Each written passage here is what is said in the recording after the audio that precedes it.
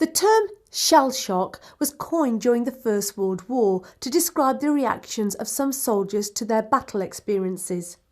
Initially, the term was used to describe a range of physical symptoms, including headaches, tinnitus, amnesia and dizziness. At first, it was thought these symptoms were caused by the explosions from artillery shells. But when soldiers who hadn't been exposed to artillery fire also began reporting the same shell shock symptoms, doctors had to think again. They began to see it as an emotional or psychological state, not a physical one. This led to two very different attitudes to the victims. On the one hand, those with shell shock weren't physically injured, so some doctors sent them straight back to the battlefield. But at the same time, other doctors and psychiatrists became fascinated by shell shock and spent an increasing amount of time trying to understand and treat it.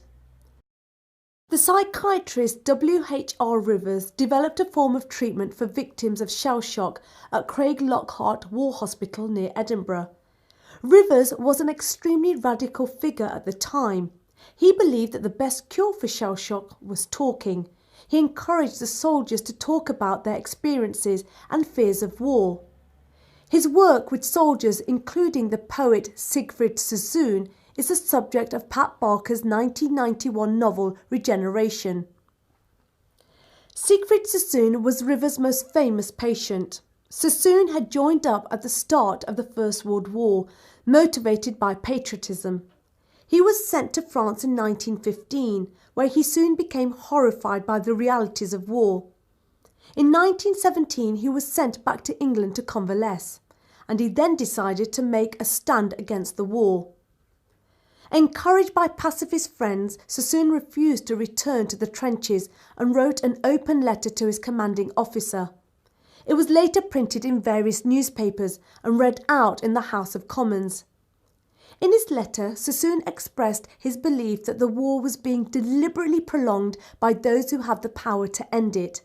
A war of defence and liberation had now become a war of aggression and conquest. The letter caused public outrage. Sassoon was on the verge of being court-martialed when his friend and fellow poet Robert Graves convinced the authorities that Sassoon had shell shock, and so he was sent to Craig Lockhart Hospital to be treated by Rivers instead. At Craig Lockhart, Sassoon also met the poet Wilfred Owen. This was an important moment for Owen, as Sassoon, who was older and more established as a poet, encouraged his writing. Meeting Sassoon also galvanised Owen's cynicism about the war and led to his writing his most famous anti-war poems, such as Dulce et Decorum Est, Anthem for Doomed Youth, and the Parable of the Old Men and the Young. Despite their opposition to the war, both Sassoon and Owen did eventually return to fight after their time at Craig Lockhart.